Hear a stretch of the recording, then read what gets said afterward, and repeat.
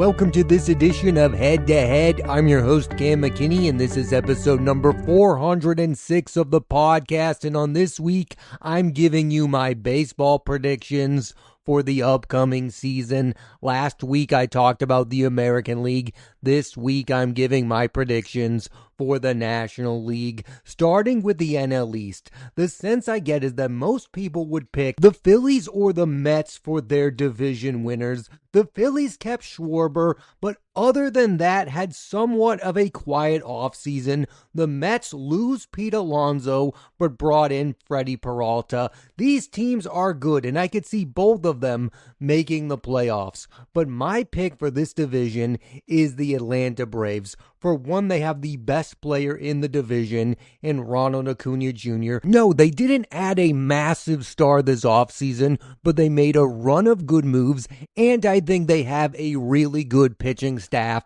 led by Chris Sale. They're going to have Spencer Strider back. I look at last season as an aberration. I think the Braves are about to get back on track in a massive way. I think they have a better overall roster than the New York Mets and the Philadelphia Phillies. And as for the rest of the teams in this division, sorry if I don't have strong opinions about the Marlins or Nationals. They just don't move the needle for me anyways. They're not going to be very good teams. Getting back to the Mets for a minute, I like the moves they made. Freddie Peralta, that's a good pickup. Bo Bichette had a good postseason for the Blue Jays. He hit a big home run for them. But I don't understand why you couldn't make those moves and also keep Pete Alonso, the franchise leader in home runs. The Phillies this offseason did what they needed to do. They needed to keep Kyle Schwarber. Unfortunately, keeping Kyle Schwarber does not make you a better baseball team. For them to be a better baseball team, Kyle Schwarber has to have another MVP type season. Bryce Harper, as Dave Dombrowski would say, has to get back to being an elite player. They are a veteran-laden team, so now is obviously the time for them to compete. I just wonder if their time being a World Series contender has run out. I do believe this will end up being the strongest division in the National League because I could see all three of these teams being highly competitive in the chase for the division title. Yes, I obviously could see a world where the Phillies win the division. I could see the Mets winning the division. I believe the Braves are going to win this division. And I think if you look at these teams, they all have weaknesses. Like, I don't think any of them are going to run away with it. I don't think the Braves are going to win 100 games. I don't think the Phillies are going to win 100 games. And I don't believe the New York Mets are going to win 100 games. It is going to be a long season in the NL East. Let's move to the NL West. It's obvious that the Dodgers are kings. You have Ohtani, Betts, Freeman, and now Tucker. I think the real debate is who is the second best team in this division? And I'm going with the San Francisco Giants. They're going to have a full season of Rafael Devers to go along with Willy Adames, one of the best power-hitting shortstops, and they brought in batting champ Luis Arraez. They have good starting pitching with Logan Webb. I believe in the San Francisco Giants as a playoff team next season. What I will not do, however, is tell you in good faith that I think they are going to win this division. I still think that is going to be the LA Dodgers. And that gets me to the San Diego Padres, and I feel like I have the exact same rant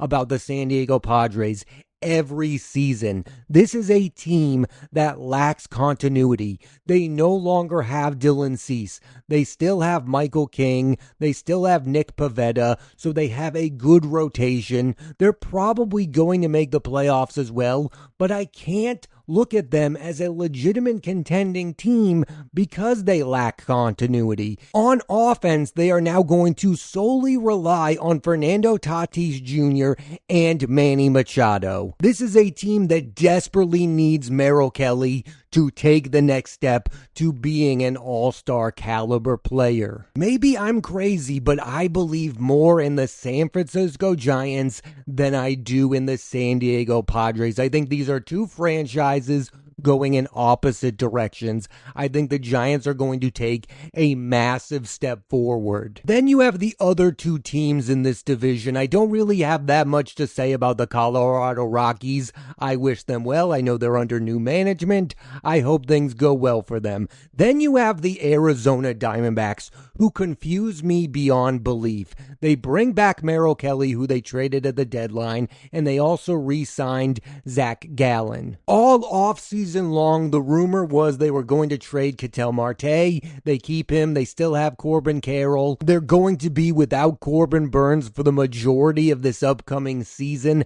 I don't know what to make of the Arizona Diamondbacks. Their big move this offseason was trading for Nolan Arenado, a guy who I really like, a future Hall of Famer, but he's not the player that he once was. I just can't see them competing with the likes of the Dodgers, the Giants, and the Padres. I think this at best is going to be a 500 baseball team. I do like how most of the teams in this division try to keep pace with the Dodgers. It is an impossible task.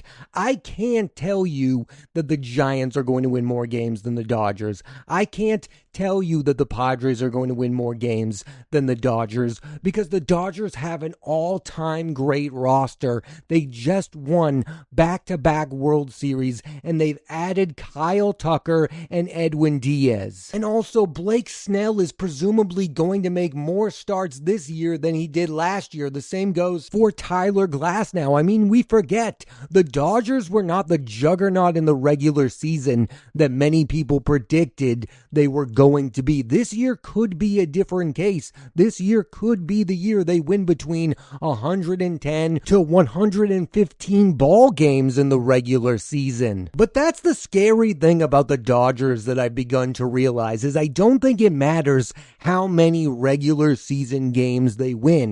They're probably going to win the division quite easily. Once they make the postseason, that's when the Dodgers become the Dodgers. And that's when their great players become even better than what they've been in the regular season. That's what happened. The Dodgers were that juggernaut. They just waited till October to become it. Like most baseball fans, I'm not rooting for the Dodgers, but unlike some of them, I do admire what the Dodgers are. I'm not one of these people who say they're bad for baseball. There hasn't been a three-peat champion since 2000. Finally, that gets me to the NL Central. The easy pick would be the Milwaukee Brewers, who have had the best record each of the last two regular seasons.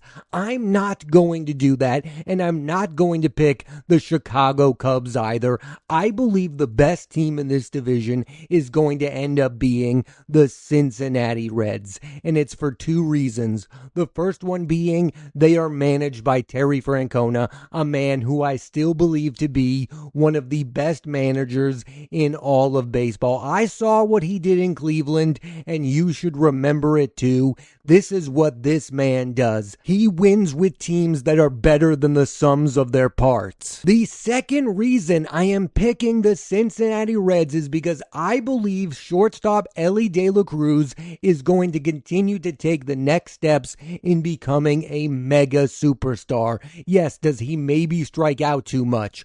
Possibly, but I believe this is a guy who has the capability of having a 40-40 season. And the Reds made a wise move in reacquiring third baseman Eugenio Suarez, who is also capable of hitting 50 home runs himself. I just look at the Reds as the only team of those three that got better this offseason. I mean, the Cubs have pivoted from Kyle Tucker to Alex Bregman. I like Alex Bregman. I saw the impact he can make on a team with the Red Sox last year, and it was good, and the Red Sox became a playoff team.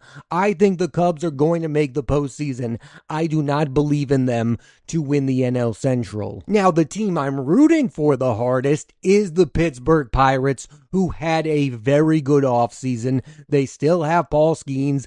I think the Pittsburgh Pirates are going to be an above 500 team this this season. And as for the St. Louis Cardinals, they are just in rebuild mode. They traded away some of their pieces this offseason. They're not going to be a very good baseball team. I think it is a big risk not to pick the Milwaukee Brewers because they are a team who can lose star players and still continue to be good. I mean, they lost Corbin Burns. They've been good. They've lost Willy Adames. They've still been fine. But this offseason, they traded away the guy who won the most games in the National League in Freddie Peralta. At some point, losing this amount of talent is going to come back and affect the team in a negative way. I think the team is asking an awful lot out of Jackson Chirinos. Christian Yelich is still a guy they're relying on. I don't believe in this current iteration of the Milwaukee Brewers. I think the door is wide open for the Reds to emerge, and I think nobody is talking about the Cincinnati Reds,